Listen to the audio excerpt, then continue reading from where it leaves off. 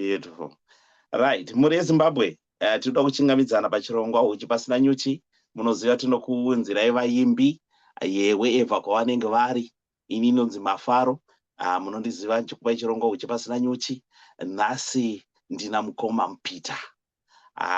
Vachakutaurira kwavari. Ini ndiri kuno hangu Dize Studio Southeast of England. Kaka takanzwa vazhinji vari kuti aiwa mukoma Mafaro. Nyaya yekuti mutitaurire nevaimbi tisingavaone izvi. Aiwa. Zvinhu zvakare. Saka tipei vaimbi muchitaura navo face to face. Ndo zvatakuita. Mukoma Mupita tinokuchingamidzai pachirongwa uchi pasina nyuchi. Chingamidzai vateereri nekuvaudza kuti muri kupi.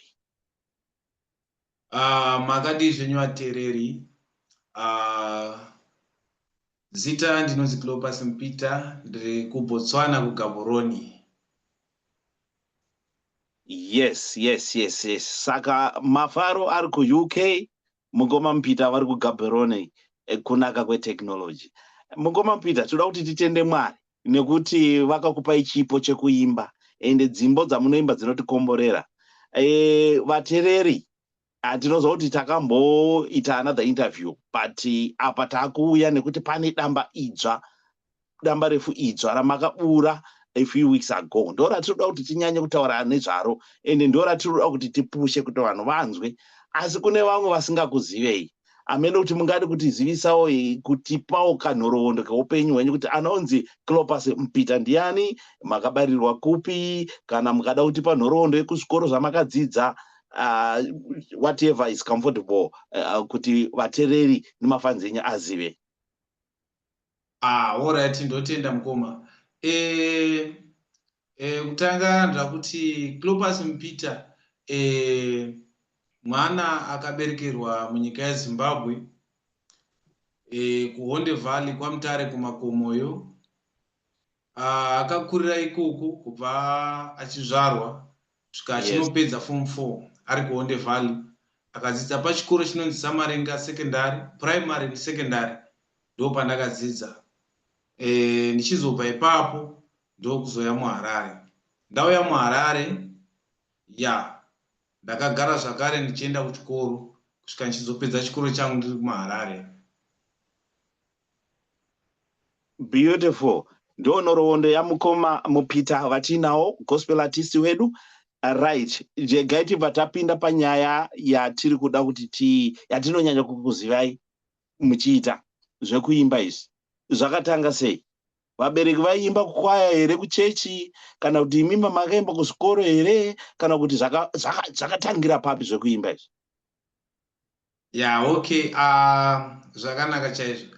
Ndingati zvekuimba izvi zvakatangira ndiri kumusha, kwandakakurira kwaMutare kuHonde Valley. Ndiri pachikoro, ndingati mabrothers angu andotevedzera ainge ari muschool choir. But by that time inini ndaita PE. Okay. So since my brothers angu vaive vanhu vaiimba zvaiyemurika na choir master, after my brothers angu aenda kusekondary, ndo pawakauya vachindipika. Vakati no, uya kumusic. So ndakaenda kumusic. That was now grade 6. Ndasvika kumusic iko, I still remember there's one day takuita ma-auditions kuti tiende kuma competition. Kwauya ma-teachers akati one day, ma-teachers auya taimba vanenge vachitarisa zvakawanda, kushama muromo, all those stuff. So I was surprised. Ndikapikwa, ndikabudiswa, ndikaiswa panze. Papa paside. Ndikati saka it means zvatoramba guys, vamwa kutoenda ka. Vanhu vabva vaimba, vabva vamiswa futi. Zvikanzi no. Vakomana vese vetena mirai. Cleopas dzoka. Then mandadzoka ipapo. Vandaimba ne-alto ne-soprano. But ndiri one ndaisa tena. Ndichipedza kuimba zvikanzi ndo maimbire atoita sei atiri kudai. So everyone must sing the way this guy is singing. So zvekuimba zvidoti zvakatangira ndiri kuprimary. Wow. Wow. Yeah, aiwa tinotenda Mwari nekuti mabva mandirangaridzawo nekuti ini ndakamboimbawo kuchikoro ende takatomboroverwa futi nyaya yekuimba chinzi kana uchiimba ita muromo wako kuti uite o. Yeah, uimba wakati kuti da aiwa noti do uchiumba kuti zvibude zviri choral. Saka nyaya yamuri kutaura ndinoinzwisisa. Ende isusu taizoita kuti pamunenge makuskrinwa pai for mafinal kuti muzoenda kucompetition waimbira ticha munzeve kudai achifamba achisa nzeve pamuromo pako kudai izvo ndizvo chaizvo buda. Saka aiwa tinoinzwisisa nyaya yekuimba iyoyo. Aiwa toda kutenda Mwari kuti chipo chenyu chikuratidza kuti makabvira nacho kare. Regai tiende pafirst album renyu rine a hit song inonzi Mutsvene. That song was a hit. Maybe toda kuti tingoti vateereri vazive kuti kune rimwe album before this one ratoda kuti titaure nezvaro. Paalbum iroro ndo rakava renyu rekutanga here? Ya, ndingati album riripo riya rakanzi Mhemberero. That's my first album. Ndakuimba ndiri ndega. Asi zvekuti ndadzoka ndapinda music industry anautanga kuimba ndiri ndega. Alright. Ndakatanga kuimba by that time it was 2015. Okay. Taimba pa church. I was with the likes of Mambo Tutere. Alright. Na Lloyd Munyenyiwa. Okay. Yeah. Ndowa makatanga kuimba now. We recorded our album, of which I put 2 songs, then the other 3 zakasona Mambo Tutere. Alright. Nderipa album irainzi chi album iyi? Album irainzi Denga Rematenga. Alright. Tikati ndo album rakabva razoputika zvokuti ndo pakatanga kuzikanwa Mambo Tutere as well, nai? Ndingati sekudaro nekuti Mambo Red wangu wane rimwe album rawangu wakaita. Alright, okay. I know that's fine. I think it's an interview for another day. Tikakwanisa kuzowabata Mambo Tutere kuvaunza pachirongwa. It will be quite interesting. So regai tiende paalbum renyu Mhemberero. Kambo kekuti kakaita kuti kuchizikanwa kuti kune muimbi anonzi Clopas Mupita. Ndekapi kambo kakaputika paalbum irori? Paalbum rinonzi Mhemberero rakabuda 2020. Alright. Song yakaita kuti Clopas Mupita atange kuzikanwa kuti ari music industry. It was song yainzi Ndega Handigoni. Alright. Yeah. No, ndabva ndairangarira song iyo nekuti aiwa kana pachirongwa chedu chehuchi pasina nyuchi aiwa vanhu vairequesta vachingoti ko muimbi uyu ndiani ndosaka ndakazokuunzai pachirongwa. No, that was a very good song. Maybe ndichazongokumbira kuti kana mune mukana muchazombotiitira akapera mbichana. Right. Aiwa hapana problem. Anditika. Saka ndinoziva kuti pamaimba kuchechi maimba mune ma-instruments as well here kana kuti apa zvanga zviri zvongoimba muchirova maoko mune hosho? Yeah, sekutaura kwandamboita kuti pataimba kuchechi ainge ari maoko chete nehosho. Alright. Then ndobva tazoti kustudio ndiko takasvika tikazonoti okay, toti tiise ma-instruments. Okay. Ndobva tatora kuti chipostori chedu takuchirowa chiri muma-instruments. Alright. So zvabva zvaita kuti ndibvunze mubvunzo kuti mune instrument yamunorova here? Magitare, bosho, keyboards, zvakamira sei pama-instruments avo? Ipapo handiri kunyeba DJ.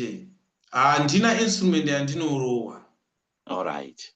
Yeah, sechinhu chekuti munoziva mabackground edu kwatakabva kumusha. Tange tisina zvikwanisiro, saka hatina kuwana nguva yekuti tizonyatsoti takupinda mazviri. Zvakare kuchechi kwandaienda by then ndichiri kura kwaingoitwa zvemaoko chete. Alright. Sure, regerai ndirangaridze vateereri kuti tiri pachirongo huchi pasina nyuchi. Nhasi ndiri kukurukura namukoma Cleopas Mupita, vanova gospel artist kubva kuZimbabwe.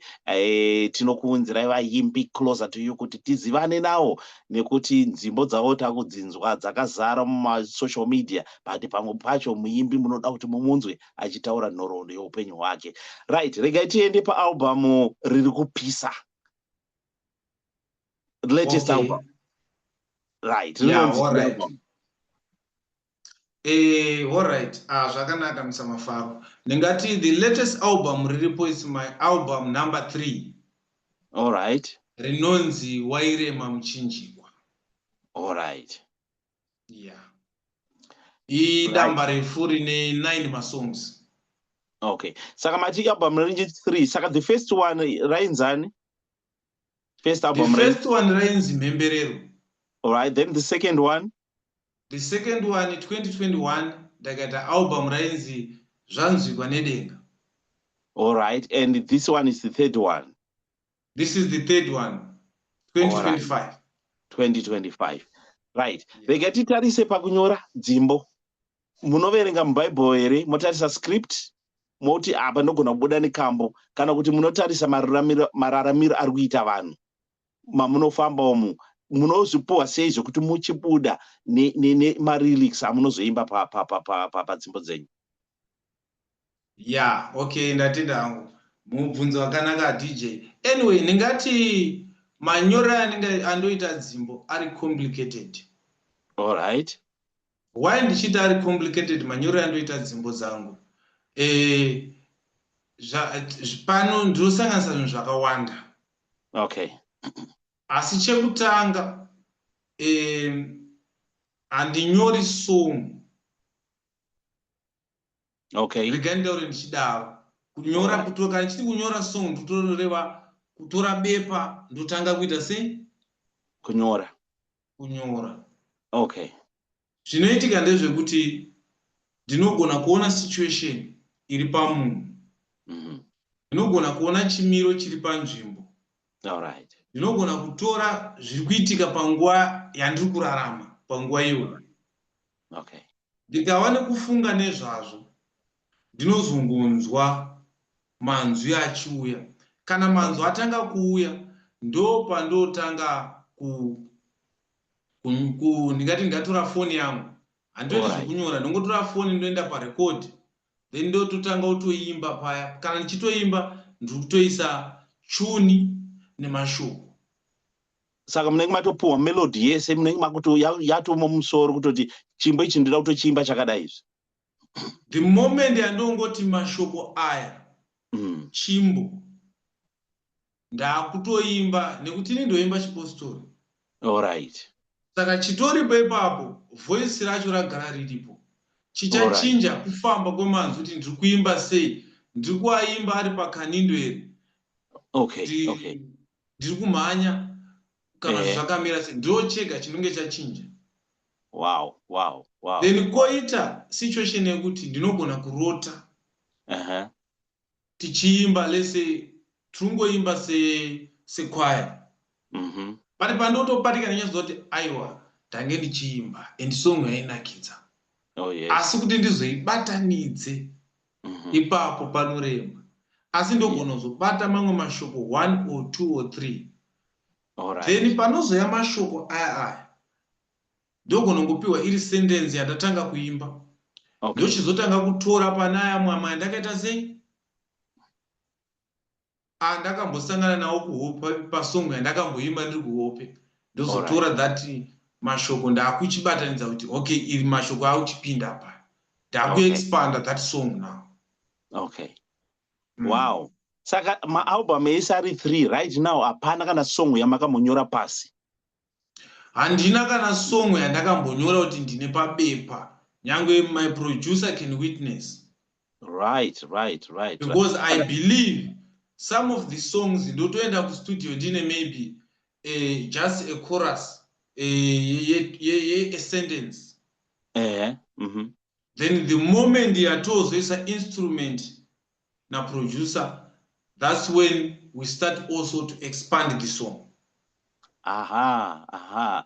Right, vateereri muri kuzinzwa how Mukoma Mupita works, producer nekuzo expanda a song. Regai ndibvunze kuti saka pama instruments apa pamuri kuimba munenge mato neidea kuti ma-instruments ari kufanira kufamba akadai here, kana kuti apa zvaakuti producer manje ndiye akunzwa kuimba kwamuri kuita, akuchiti lead guitar kana riripo, rhythm, madrums nechii zvakuenda zvakadai. Pasaundi apa engineering iyi manje makusiyira kuna producer here, kana kuti you also contribute ipapo kuti ndinoda kuti instrument iri rifambe rakadai, iri rifambe rakadai.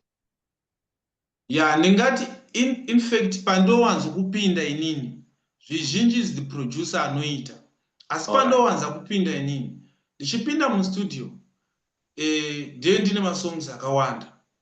Ndouza producer kuti unoona chi pandainyora song iyi ndaimhanya anoteerera tempo yangu kuti ndine speed here zvakaita sei, then iye ndiye anochiona kuti okay kana zvakadaro alright ndigadzire beat rakaita sei rakadai, so anotanga kushanda nebeat. Alright. Beat rake ndo chataura kuti song yedu iyi tichaisa kumapiano here. Okay. Chipozo charichaisa chiri pasungure. Alright. Chipozo charichaburitsa chiri pakanindwe. Beautiful. Right, aiwa tinoda kutenda Mwari vanopa zvipo, because producer kuti abude nemafambiro anoita music yenyu nemiyo kubuda nemalyrics amunenge muchiita, aiwa chipo chinobva kuna Nyadenga. Ndingati ropa rofanira kuti riwirirane. Rinowirirana nekuti hasi ese maproducer anogona kuundestanda vaimbi vese. Beautiful. Pana unoona kuti apo ukasvika pana producer wasvika understand the way you do your things. So I can say with my producer Makumbe production, we understand each other very well. Tofunga vakashawandirwa nebasa tichada kumbovaunza pachirongwa panapa timbonzwa kuti vanozvifambisawo sei inonzi chi studio yavo yaya inonzi Makumbe production handitika tinoda kuti tizombovaunza saproducer timbonzwa kuti vanozviita sei kuti vaburitse mhanzi dzese idzi madifferent artists, asi like zvatiri kutaura kuti Mwari ndiye anenge apa chipo kune munhu kuti achishandise. Zvipo zvatinazvo zvakasiyana. Zvobva zvandipa kuti ndibvunze mubvunzo kuti imi muri kuBotswana, muri kuenda kunorekodhera kuZimbabwe, maBV muri kuisirwa nani? Munenge mapractice nguva yakadii? Because ndiri kunzwa dzimwe dzimbo dzenyu dzine maBV echidzimai. Ndingati kufamba sei apa pamaBV apa nekuno kuti ndinokutorerai nguva yakadii muri mustudio now mabva from Botswana, because I know you are based kuBotswana. It's chokwadi. Ndingati maBVs ndoshandisa different people. Alright. Anyone aripo panguva iyo anokwanisa kuisa maBV. Alright. And Makumbe is somebody ari mobile. Okay. Zvingarema hazvo kuti tinogona kuti timuunze here, but the moment yaanounza togona kutora mukana wekuti taisa maBV nekuti ini ndoisa maBV. My producer also help pakuisa maBV. Okay. Then there's another artist anondisira futi among maBV. Alright. Then I have also my friend anondisira maBV. Then I also have my daughter anondisira futi maBV. Oh, beautiful. Right. Saka pamuri kutobva kuBotswana makuenda kuZimbabwe muchiti makune recorder mune very limited time frame, because muri more based kuside kusaka zvinhu zvese kunenge kwakutongoti regai ndibva ndataurira kune vateereri kuti patiri kuti maBV apa tiri kutaura mabacking vocals. Maybe wamwe vanozoshama kuti tiri kunzi BV chii? Mabacking vocals. Saka munenge makutoziva kutoti kana dziri 2 weeks dzamunoenda kuZimbabwe, 2 weeks idzodzo ndo dzichanobatanidzwa everything, album robva rabuda zvakanaka. Ichokwadi ndo zvatoita izvozvo. Like ndingati pa first album ndakaenda kuZimbabwe, second album ndakaenda kuZimbabwe, but this third album I think mukatarisa there's a time yandisina kubudisa ma-albums. Oh yes. Nguva yainge isipo, uye zvakare zvikwanisiro zvinogona kumbotiremera kuti tinokwanisa kunosvika kuti nekuti ndikutarisa kuti ndichada kubva kuBotswana ndoenda kuZimbabwe. All right. Saka panogona kutiremera futi ipapo ndizosvika ko, but kana tasvika ipapo ibasa sebasa. Sometimes there is no choice at 12 o'clock to 1 a.m. takuenda kumba. Yeah. Aiwa, pane pasisina chikumirira because target rinenge riripo. Plus ndinoona kuti manzi yenyu ka maalbum enyu ese ndinawo, ende haadzi yekuti munhu anenge aita chimhanya, munonyatsotora nguva yenyu ende zvakarongeka, ende like zvamataura kuti producer nemi makunzwanana. I think hapana pekuti unonzwa kuti voice riri kuitwa overpowered nema-instruments. Zvese zvakanyatsorongeka. Pamuri kuimba ma-instruments ari moderate volume, pamunenge musingaimbo then okwira zvichifamba zvakadaro. Handizive kuti mungade kutsanangurira kune vateereri kuti zvakanaka sei kuva neukama naproducer in terms of production, because pane pekuti munenge mune imwe nzeve iri kunzwa something, producer awanzwa something, but pane pamunoda kuziva kuti apa taakuita sei, tapa same level. Ndingati chinhu chakakosha kuti munge muchinzwana naproducer, and in short ndingati producer ndiye like kwatiri isusu tisingagone kuridza mamwe ma-instruments. The moment yandopinda mustudio tichitanga kugadzira beat, producer anenge atopedza nesong. All right. So zvinozoitika paprocess chatogona kungobetsera producer kuti no producer apa ndanonzonge voice rangu apa ndanyatsa kuriita zvakanaka. Can I redo it?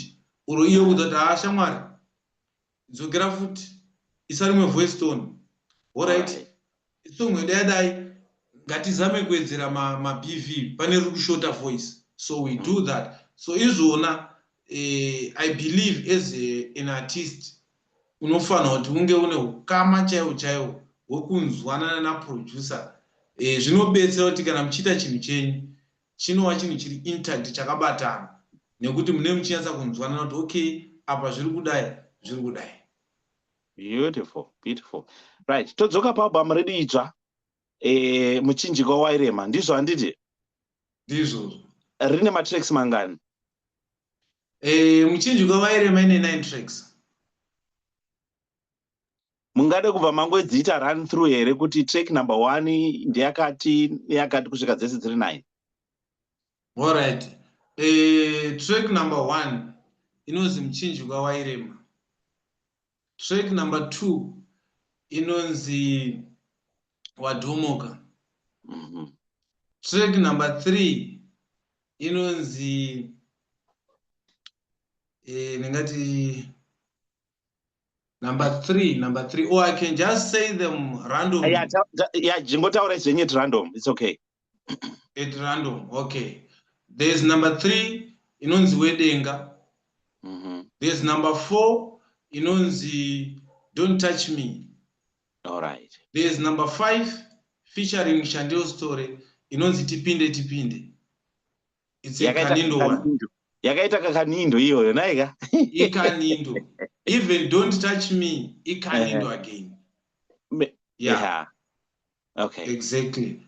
Then we have also wairema muchinjikwa ndataura nditi. All right. Then tobva ipapo toenda inonzi wedenga. Tobva ipapo toenda iripo inonzi tinorarama munyasha. All right. Then we have also wakandirongera hondo. Okay. Yeah. Beautiful. Vatereri, muri kurinzwa album rakarongeka album iroro. Inini ndinaro semushamarari. Basa redu nderekuti mudzinzwe. Munoda kuzoteerera pachirongwa patinenge tiri live on air tichirowa mhanzi. Apa nhasi hatisi kurowa mhanzi, tiri kuda kuti tikuitei sign post kuma pages amukoma Cleopas Mupita because he is on Facebook. I'm sure muripo pa TikTok as well. Yeah, pa TikTok tiripo. First, ne YouTube. Ne YouTube. Tiripo pama platforms mazhinji tiripo. Beautiful. Saka maybe regai ndibva ndakumbira mubva mangozivisa vateereri nemafans kuti vanenge vachida kutsvaga mhanzi dzenyu paYouTube. Channel yacho yakanzi chii, kuTikTok vanosecha ani, uyezve kuInstagram vanosecha kuti chii? KuYouTube is Cleopas Mupita. Okay. Toenda kuTikTok is Cleopas Mupita Music. Okay. Toenda kuInstagram is Cleopas Mupita. Yeah, pa Facebook again, Cleopas Mupita Music. Right. Zvakanakira kuti isusu pachirongwa panapa tiri kukuitai sign post because tiri kuda kuti tipromote mapages evaimbi. Kune zvinozoitikawo ikoko, mukaitawo mukalaika, mukashare, mukasubscribe, zvine ka incentive kanouyawo kuvaimbi. Saka ngatidaro ikusapotana, nekuti isusu panapa taiti patinoita interview taibva tarowa mhanzi but takaona kuti pamwe hazvizobuda zvakanaka. Saka patinokupai kuti muteka nzara, ngekuti kamba kanonzi wadhomoka unoda kumbonokanzwa, ende kambaka kane vhidhiyo. Regai ndibva ndabvunza kuti mavhidhiyo makafambisa sei? Mavhidhiyo makaitira kuZimbabwe kana kuti makaitira kuBotswana? Mavhidhios zvese ndoitira kuZimbabwe. All right. Saka zvese ndoitira kuZimbabwe. KuZimbabwe ndine ukama na videographer wangu Naxo Films. All right. Yeah. Yeah, no, ndekuti ndakaona paFacebook pane mavhidhiyo akanaka album makagonesa chose, ende mavhidhios achona are very very very very very very well done. Saka vateereri mafans endai paFacebook page yamukoma Cleopas Mupita kana kuenda paYouTube munozvionera mega. Isusu hatisone mabhodhoro guys. Ichokwadi. Yeah. Vakaropafadza vakapindira. Pakabatwa basa remazvo chaizvo. Saka let's go and support vaimbi vedu pama-social media platforms aripo, tichiendesa mhanzi kumberi. Regerai nditaure kuti ndibvunze kuti mune solid band here, nekuti mune maband members or munoshandisa masession artists? Yeah, ipapo mabvunza mubvunzo wakanaka. Handina solid band. Okay. Nekuti most of the time kunoku kubasa. KuBotswana kubasa. Saka kuti ndiwe nevanhu kuti tinonyatso kuti ndagadzira band handisati ndakwanisa, ndoshanda nevanhu kungoti kana kune kwatadaidzwa kwatiri kuenda pano wandoziva kuti okay, ningi uyatende tiri kuda vanhu vangani, ndongonhonga vanhu vandoita sei, wandiri kuenda navo. All right. Yeah, no, ndobva ndobva ndabvunza kuti in terms of ma live shows or muri kuti mukainvitwa munokwanisa kunoperforma here? Asi mabva yeah, ma live shows tikatoinvitwa tinotoenda. All right. Totomhanya chaizvo. Patatodedzwa ikoko totomhanya, vakomana varipo. Tinongoona kuti varipo ndoanani, tongoshanda nemasession. Dancers, iwo wema-BV wacho, we just work like that. Magitara wacho, we just work like that. Saka kuBotswana ikoko ndezvokuti mukatodedzwa kushuwa kuBotswana ikoko, you can go and perform. We don't have any problem.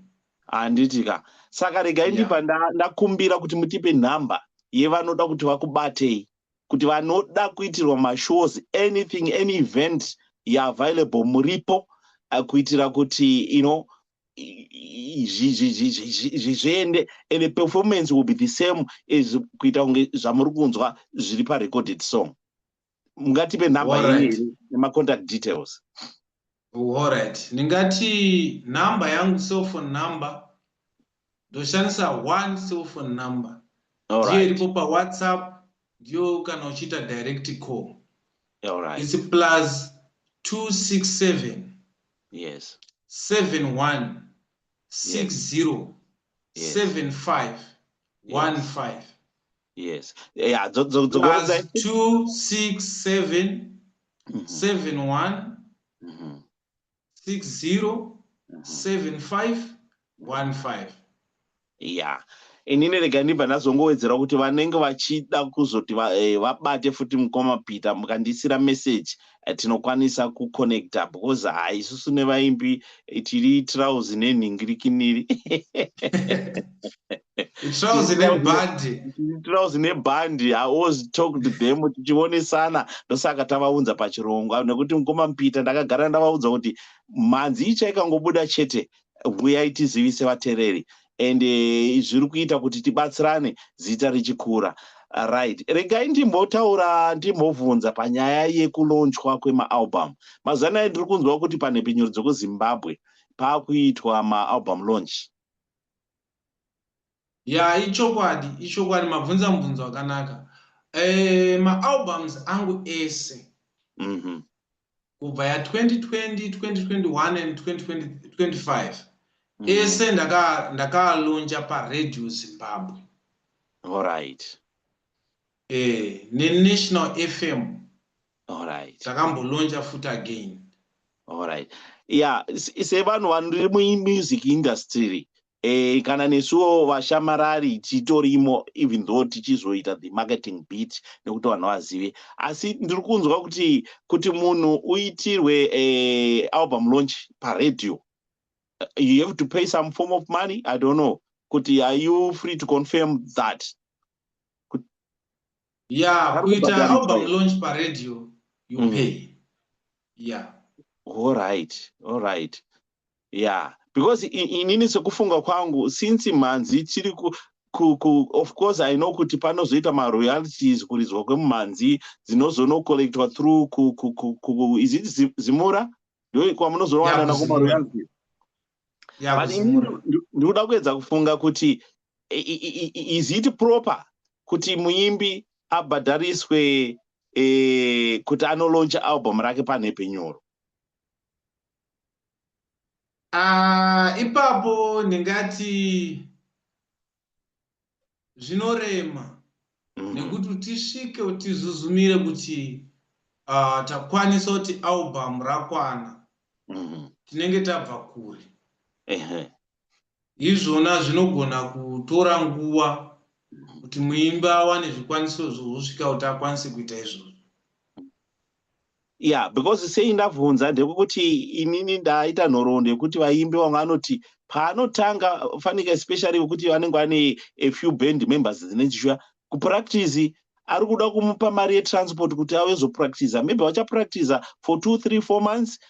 Chikafu vozoenda kustudio vachabhadhara mastudio fees, mastering and everything. Pabuda mari album rako rabuda pauri kuriendesa kuRadio ukariendesa rakadaro rakuda futi kamari kaike kuti rinoitwa launch. Saka I don't know kuti senhepe nyuro because isusu panapa it's free for all. Even kana interview is free for all. Ini ndinototsvaga maartist rather than kuti maartist tichinotsvagana. Hatina musi watinomboti muimbi kuti uye papa interview kana pashow kana tidze mhanzi yako bhadhara. Because ini ndikufunga kuti it's our duty sema broadcasters kuti tizivise nyika tosumudzana. Saka kana tiri kuti pari kubhadharwa a fee, ini ndikufunga kuti kune vamwe vaye vasina zvikwanisiro zvakakwana album rikabuda rinogona kutongogara mumaoko mako nekuti kana kuriendesa kuRadio kwacho harikwanisike kuridzika nekuti washaya mari yekunoridza yekuti ubhadhare kuti rilonjwe paRadio. I don't know kuti pane zvingakwanisika here kuitika kuti vari kuiti zvidaro vataurwe navo kuti onaika muimbi haana abva kwese uku. Ende futi ezvinezvi vamwe masales chaicho vanogona kuti vashaya nekuti zvinhu zvese zvakarwa nepiracy. Mari yakutobuda kumasocial medias and all the stuff nekumashows apa huna asonzi bhadhara kuti chi manzi yako ibude iitwe launched album, uite album launch radio. Yeah, ndingati ipapo mkoma. I think album launch inoitika. Music, you can take your music when some music library. That one doesn't have any problem. But chiripo tiro kana wakuda kuita launch. Yekuti hangofani kuti like my big artist aya anoita ma launch, you can see them kuma events avanoita akasiyana siyana. It's either in a stadium or kunana aquatic or wherever, those big artists. That launch yekuti wadaisa album kuwana. Asi kungoti kuendesa ku radio. No, that one is free. All right. As that one is free. Asi okazotiwe ninda utoti album ndibva tatanga utori parura. All right. Ndosaka tichikunzai pamhepo kuti mutsitsanangurire, because isusu tinenge tisina that information. Saka sekutaura kwamaita kuti sure muimbi unonga kuti album rako uda kuti ribva raparurwa, then yes, you have to pay a fee. But imwe option yamataura yekuti unogona kuendesa manzi yako yobva yanaiswa kulibrary, hazvina here kamwe element kekuti unogona kuendesa kulibrary zvobva zvangovharana zvakadaro ikoko?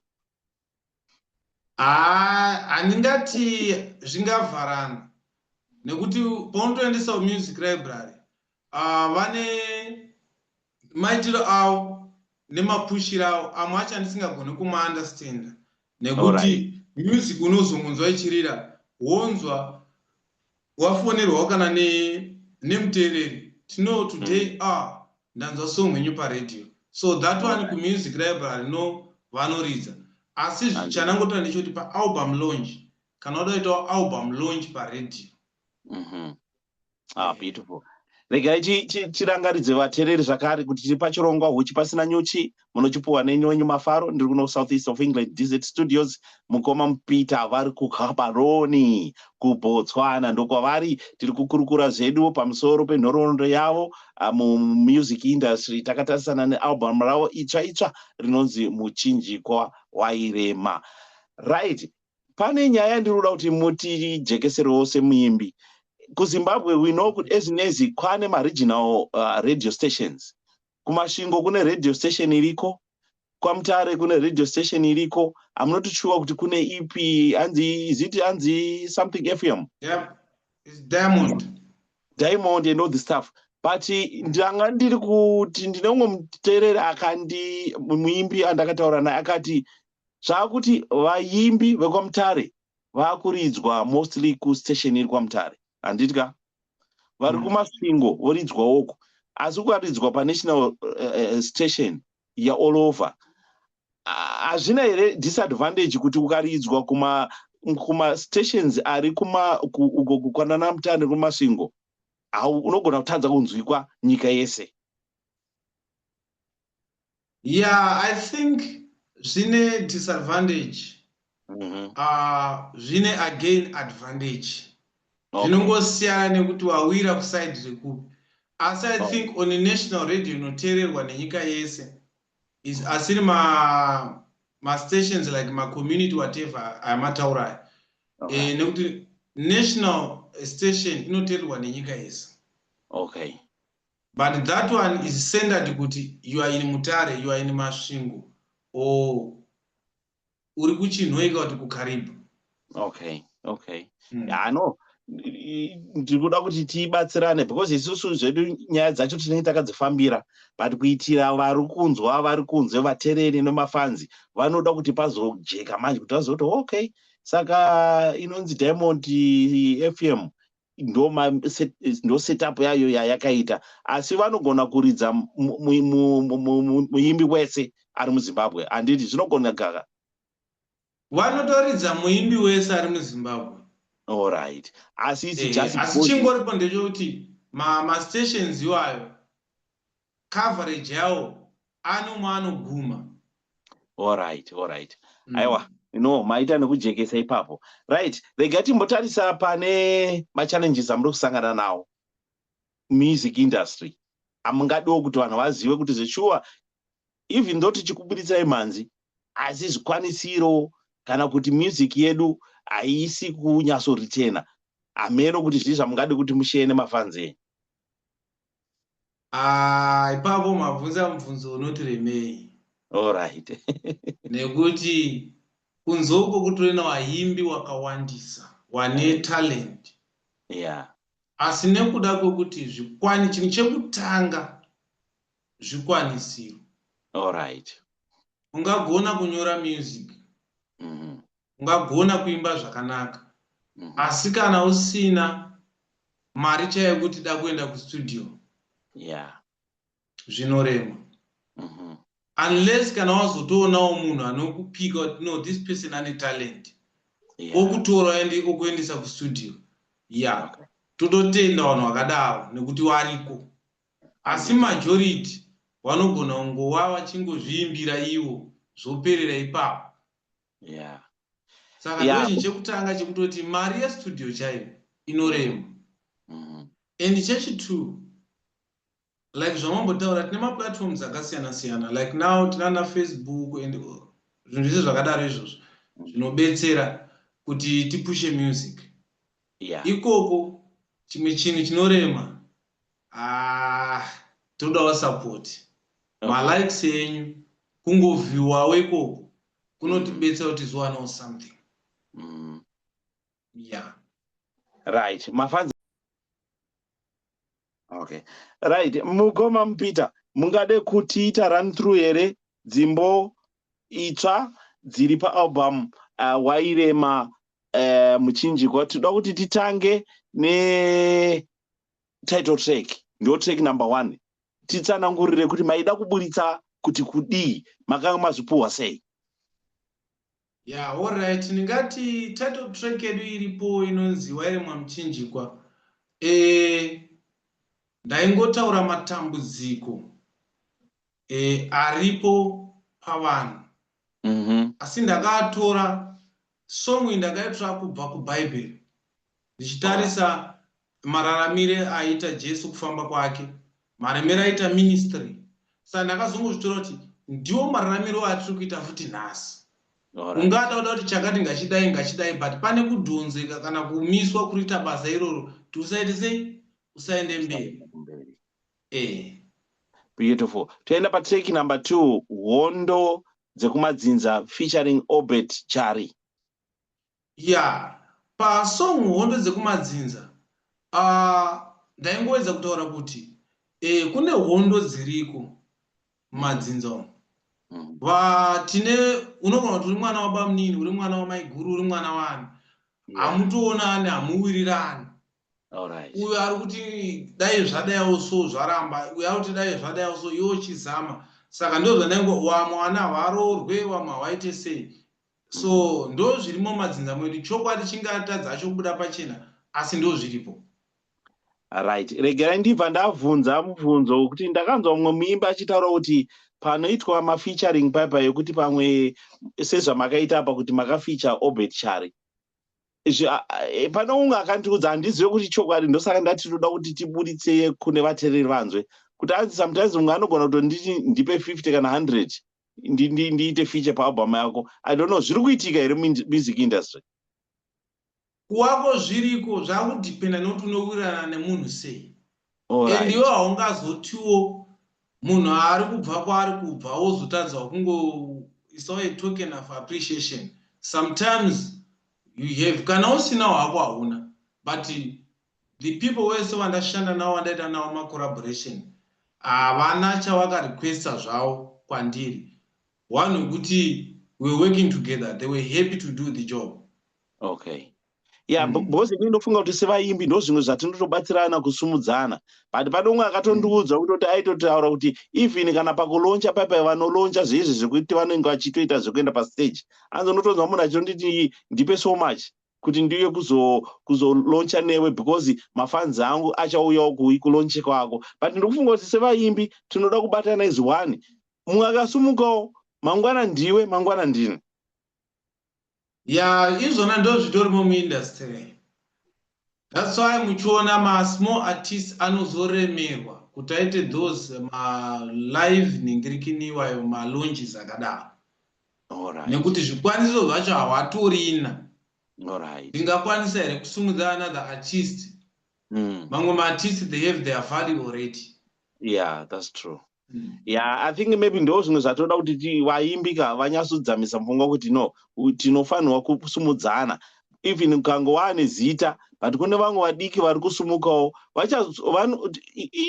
kuti it's a step for each everyone. Munhu hapana munhu akangotanga nezita kawani, une mumwe munhu akatomba kusumudzawo. Yeah, tese takatotanga titori ma-curtain raiser up to now. Handiri maona. Right, rega tiende pana Wadhomoka yamambotipa akapela iyi. Zvakamira sei pana Wadhomoka? Wadhomoka ndaingowedza kureva kuti pane mamwe maplans anogona kuitwa nemuvengi. Wogona kumaona kuti oreviewa kwauri womaona before muvengi atoita action yake move. All right. Yeah. Beautiful. Right. Topinda patrack number 4 vanotaura. Yeah. Vanotaura vanoti ndiwe. That song, to be very honest, ndakaimbira vabereki vangu. All right. Nemadzikoma angu nevakashaya nehanzvadzi yangu. Yeah. All right. Yeah. Yeah, anyway, hapana chekuita nekuti ndo kwatakatonanga tese. As much as we celebrate my birthdays, we are getting closer and closer and closer. Nekuti mutemo wa Mwari aiwa tinoda kuvarangarira vakatungamira nevachiripo. Right, tipinde featuring Chantel Stole. Kakanindo aka ndakanzwa. Tipinde. Ndaingozama kutaura kuti timu rangu ka panapa paita zvani zvaMwari endi mumba maMwari ka mune mufaro endi basa racho kubatidzana kuti yoita ichi umwe ari kuimba umwe ari kuparidza umwe ari kutamba kuti zviendeke. Saka uyai tiite sei? Tipinde tichirova marimba panapa tichirova zvese shoko ririmo mumba maMwari. Wabva kwaMutare wabva kupi uyai imomo ndo matusangana. Ene Mwari vanozvida futi zvekuti tisangane tichirumbidza zita rawo. Tichishumira. Panogona kurapwa vanenge vachirwara mukushumira chete.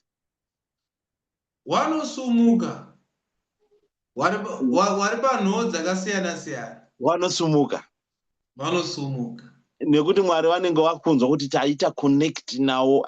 Inini nditori muimbi zvangu handisati ndarekodha hangu asi very soon ndicharekodha. Topinda patrack number 6 Wedenga. Yeah, Wedenga, that was the experience which I was going through. Yoni ndakasvika pakubvunza kuti Wedenga edzerai.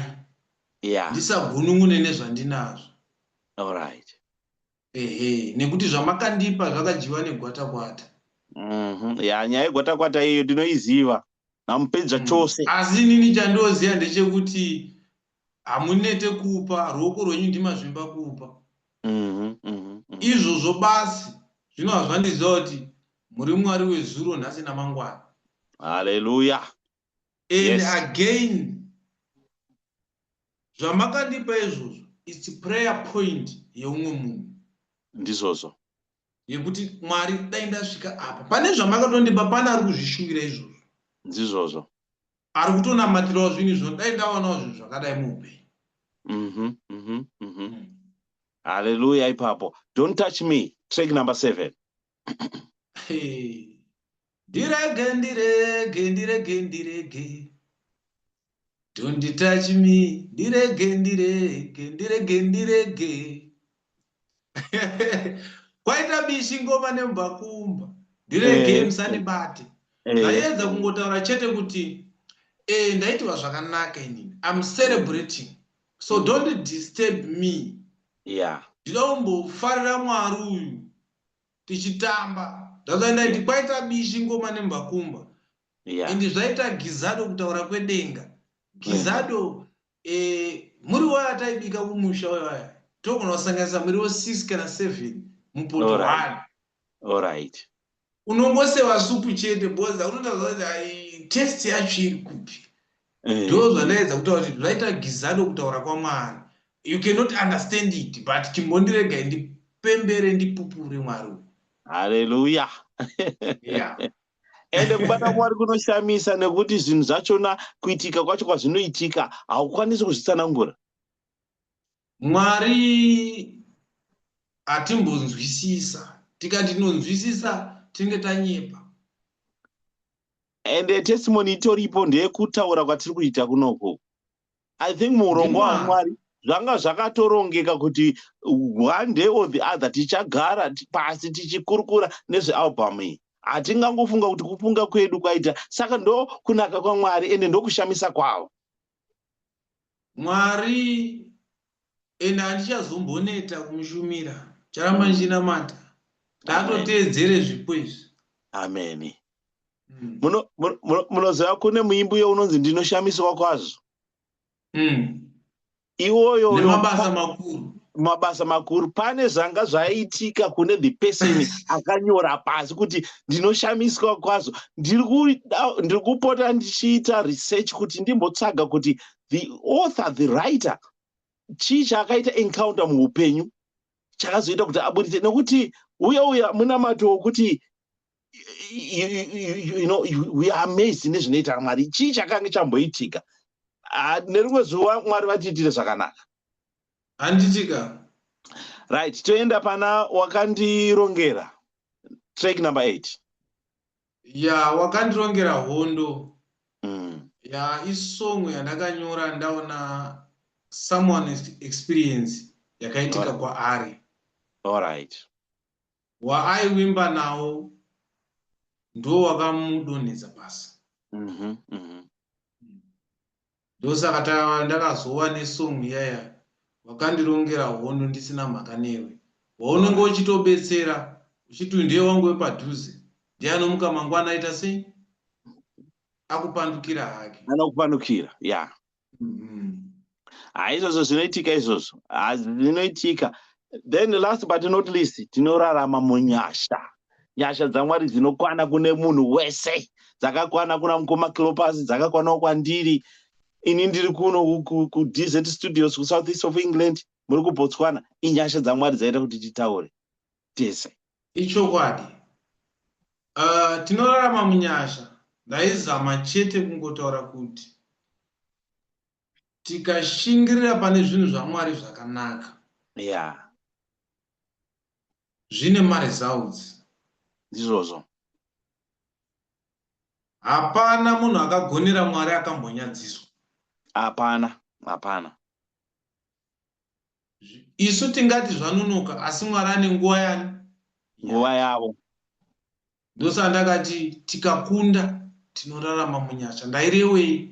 Ndaireva kuti kana tamugonera, kana tawawarira, tazama nepatogona, amen, kuti tive vatsvene, tisiye zvese zvazviya. Ngatisiye zvese zvakaipa zvazvo. Zvinonzi zvese zvazvidiwe zvakaipa pamberi paMwari. Tikazvisiya izvozvo, tikagona kuzvisiya, aiwa teta kuti tinorarama munyasha. Amen. Unonamata minamato inoti uchiunamata nhasi mangwana unenge uchitopindurwa. Uchipindurwa munamato. Ende uchibukura kuti aiwa ndiye Mwari zvandakumbira izvi. Uyu ndiMwari. Haleluya. Haleluya. Watereri, mukoma Peter ndo watanga tinawo tichihosta nhasi pachirongwa chedu uchi pasina nyuchi. Matsananguriro dzimbo dzese ndinodaira kuti tofunga muchaiona. Iyo ndo album ravo itsva uchinjiko unorema. Tichazogadzisa kuti murione. Endai pamaplatforms pavataura, pa YouTube, pa Facebook, TikTok, kana kuwabata live and direct. Hazvina kumboipa kuti munovaisirawo mbichana nekuti vakapenda mari dzakati wandeika kuenda kustudio, mastudio fees and everything kuti zobuda. Let's support. Patinenge tangowaonawo ukapawo kana ka5 kana ka10 kana ka20 unoblessa muranda waMwari, nekuti kuimba kwavari kuita uku vari kutoparidza. Saka muzodziwa waMwari. Mwari wakuitirei zvakanaka, my brother. Ndotenda chaizvo DJ Mafaro nerudo rwenyu wamandirakidza mukanditsvaga mukandiwana. Naizvozvo ndoti aiwa inyasha dzaMwari dzanga dzatendera kuti zuva ranhasi tinge tiri pamwe chete ndichitaura chinhu chakanaka ichi. Album redu wairema muchinjikwa zveshuwa zvinorema zvinorwadza, asi chandoda kukusiyirai vateereri ndechekuti musabve pakunamata. Ngatirambe tichinamata. Mwari ari kumusoro kudenga anotinzwa. Zvingarema zvingarwadza, ngatirambe takamira pakunamata. Masoko akanaka, masoko ekurudziro, nekuti hapana chinhu chinopfuura kunamata. Zvinhu zvinganake nekuti Mwari wakatisika ndiMwari we all seasons and havashanduki, vanoramba vari Mwari.